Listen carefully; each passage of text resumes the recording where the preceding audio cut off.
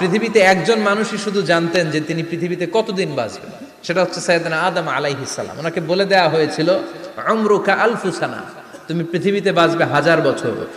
কয় বছর? সাইয়েদনা আদমের সামনে অনেকগুলো রুহু রাখা হয়। সাইয়েদনা আদম বললেন, এরা কারা?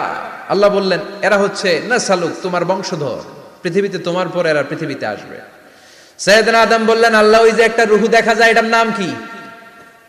আল্লাহ বললেন, হাদা ইবনুকা দাউদ, এটা তোমার ছেলে দাউদ, সে দুনিয়াতে নবী হয়ে আসবে, তার ছেলে সুলাইমান নবী হয়ে আসবে। সাইয়েদনা আদম বললেন, মাবুদ, আমার ছেলে দাউদের কত বছর হায়াত আপনি দিয়েছেন? আল্লাহ বললেন, 40 সানা, মাত্র 40 বছর, 4 ইয়ার্স, 40 বছর তোমার ছেলেটা বাঁচবে। ও আল্লাহ, আমি বাঁচবো কয় বছর? তুমি বাঁচবা 1000 বছর। সুবহানাল্লাহ। সাইয়েদনা আদম বললেন, মাবুদ, এত ফুটফুটে সুন্দর আমার ছেলে দাউদ, মাত্র 40 বছর দিলেন কেন? জিদ মিন উমরিহি, বাড়ায়া দেন। কি করেন? সুপারিশ করতেছে পোলার লাইগা কে? বাবা। আল্লাহ আপনি বাড়ায়া দেন। আল্লাহকে বাড়ানো যাবে না, লেখা হয়ে গেছে। রুফিআতিল আকলাম ওয়া জাফফাতিস সুহুফ, কলম তুলে নেওয়া হয়েছে আর কালি শুকায় গেছে, আর কিছু করা যাবে? সাইয়েদনা আদম বললেন, মাবুদ, আমার 1000 বছর কেন দিলেন? আমার এই সুন্দর ফুটফুটে ছেলেটারে মাত্র শুধুমাত্র 40 বছর কেন দিলেন? ও মাবুদ, আমার 1000 বছরের দরকার নাই, আমার 1000 বছর থেকে 60 বছর আমি আমার ছেলেরে দিয়ে দিলাম। দাউদ আলাইহিস সালাম বাঁচবে 40 বছর, তো বাপ আদম যদি আরো 60 দেয়, 40 আর 60 মিলে কত হয়? 100। ভালো হিসাব বোঝে, 100। আর আদম আলাইহিস সালাম পেয়েছিলেন 1000 বছর, 60 কমে গেলে রইল কত? 940 বছর পৃথিবীতে থাকার পরে মালাকুল মাউত চলে এসেছে। কারণ এটা on time, the death will come on time, it never late, কখনো দেরি হয় না। আল্লাহ বললেন, লিকুল্লি উম্মাতিন আজালুন ফাইদা জাআ আজালুহুম লা ইস্তাখিরুনা সাআতান ওয়া লা ইস্তাকদিমুন।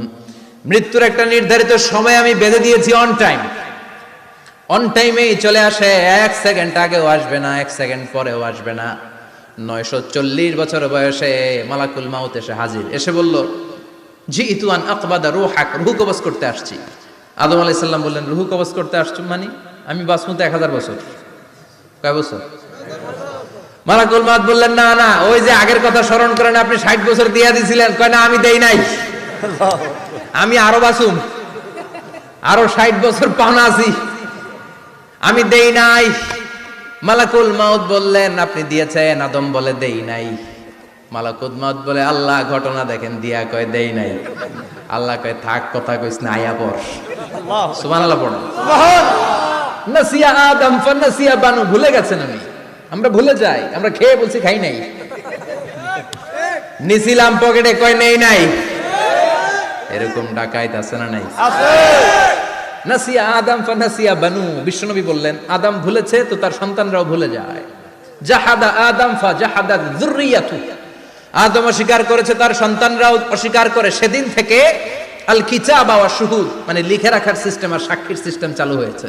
সুবহানাল্লাহ পড়েন। সুবহানাল্লাহ। 940 বছর বয়সে মালাকুল মাউত এসে আদম আলাইহিস সালামের রূহ নিতে পারে নাই। উনি 1000 বছর যখন হয়েছে তখন এসে সাইয়েদনা আদম আলাইহিস সালামের রূহ কবজ করেছে।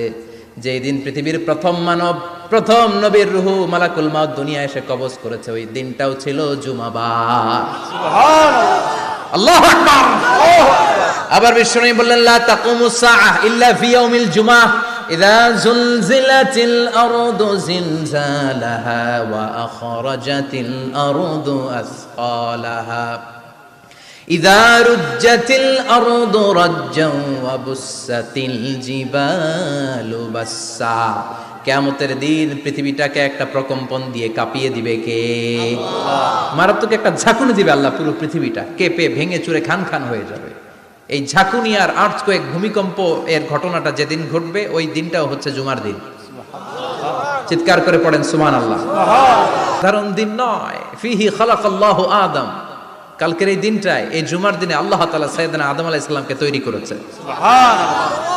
বিশ্বনবী বলেন, লাম্মা খালাকাল্লাহু আদম ওয়া কানা তুলুহু 60 যিরাআন। আল্লাহ তাআলা যখন আদম আলাইহিস সালামকে তৈরি করলেন, 60 হাত লম্বা করে তৈরি করলেন। আর আমরাও যারা জান্নাতে ঢুকবো আমাদের আকৃতি থাকবে 60 হাত লম্বা। মজা করে সুবহানাল্লাহ পড়তে পারলেন না? আল্লাহ সাইয়েদনা আদমকে তৈরি করলেন এই জুমার দিনে। আবার সাইয়েদনা আদম আলাইহিস সালামকে পৃথিবীর বুকে তিনি পাঠিয়ে দিয়েছিলেন এই জুমার দিনে। সুবহানাল্লাহ।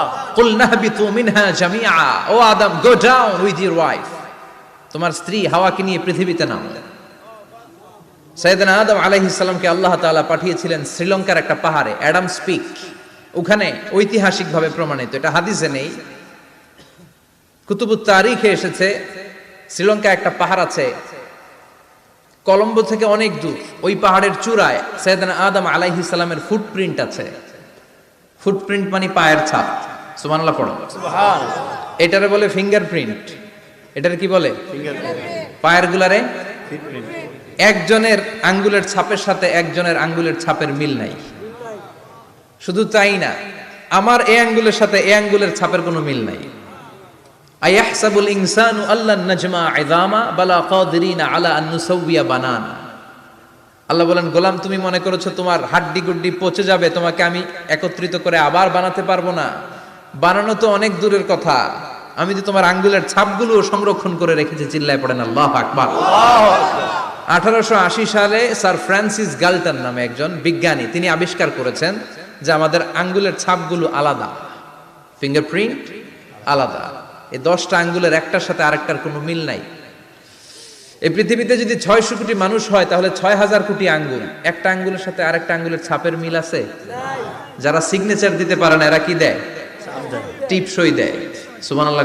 সুবহানাল্লাহ। কি ম্যাজিক আল্লাহ আঙ্গুলে রেখে দিয়েছে, একটা আঙ্গুলের ছাপের সাথে আরেকটা আঙ্গুলের ছাপের মিল নাই।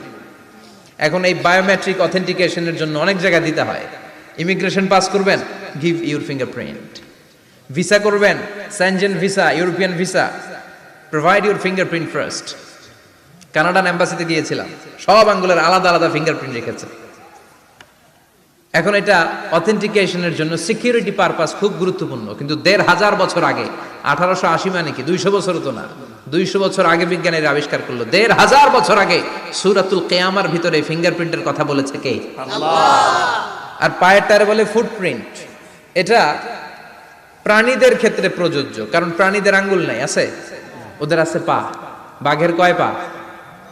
কথা কয় না, 4 পা। বাঘের হাত কয়টা? হাত নাই, ওদের পা। ফলে ওদের ফুটপ্রিন্ট লাগে। সুন্দরবনে কয়টা বাঘ আছে এটার একটা হিসাব আছে। কি করে বলে, কেমন করে হিসাব করে? বাঘের কাছে যে গুনে, চেহারা তো একরকম, একটারে 3 বার গুনবে। কথা কন, কিভাবে গনে তাহলে? বাঘসুমারি হয় কিভাবে? ফুটপ্রিন্ট, পায়ের ছাপ। একটা বাঘের পায়ের ছাপের সাথে আরেকটা বাঘের পায়ের ছাপের কোনো মিল নাই। আবার কাবা ঘরের পাশে একটা ছোট্ট জায়গা আছে, এই জায়গার মধ্যে রব্বুল আলামিন সব নবীদের পিতা সাইয়েদনা ইব্রাহিম আলাইহিস সালামের ফুটপ্রিন্ট রেখে দিয়েছেন। ওয়াত্তাখিযু মিম মাকামি ইব্রাহিম মুসাল্লা, সাইয়েদনা ইব্রাহিমের দাঁড়ানোর জায়গায় তোমরা নামাজের জায়গা করে নাও। আল্লাহু আকবার। সাইয়েদনা ইব্রাহিম আলাইহিস সালামের পায়ের ছাপ আছে কিন্তু মাকাম ইব্রাহিম। আর সাইয়েদনা আদম আলাইহিস সালামের পায়ের ছাপ আছে অ্যাডামস পিকে, শ্রীলঙ্কার ওই পাহাড়ে। তো যেদিন আদম আলাইহিস সালামকে আল্লাহ ওখানে পাঠিয়ে দিয়েছিলেন, ওই দিনটা ছিল জুমার দিন। সুবহানাল্লাহ নাই? সুবহানাল্লাহ। সুবহানাল্লাহ বাড়িতে যায় বলেন, সুবহানাল্লাহ। চিল্লায় পড়েন আল্লাহু আকবার। এরপরে সাইয়েদনা আদমকে পাঠানো হলো শ্রীলঙ্কায়। সাইয়্যিদাতুনা হাওয়া আলাইহাস সালামকে পাঠিয়ে দেয়া হলো সৌদি আরবের জেদ্দা শহরে। আরবিতে জেদ্দা বা জাদ্দা মানে দাদি। জেদ্দাতুন বা জাদ্দাতুন মানে কি? দাদি। হাওয়া আলাইহাস সালাম আমাদের সবার দাদি, ঠিক কিনা? ওনার নামে এই শহরের নাম। বছরের পর বছর সাইয়েদনা আদম আলাইহিস সালাম এবং হাওয়া আলাইহাস সালাম আল্লাহর কাছে ক্ষমা চাইলেন, আল্লাহ ভুল করে নিষিদ্ধ গাছের ফল খেয়েছি, তুমি মাফ করে দাও। আল্লাহ বললেন, আদম কয়েকটা কালিমা শিখিয়ে দেব, এই কালিমাগুলোর পরে আমার কাছে দোয়া করো, আমি কবুল করে নিব। আল্লাহু আকবার। আল্লাহু আকবার। আল্লাহ শিখিয়ে দিলেন আর বললেন, আদম পড়ো, রাব্বানা যালামনা আনফুসানা ওয়া ইল্লাম তাগফির লানা ওয়া তারহামনা লানাকুনান্না মিনাল খাসিরিন। ও আল্লাহ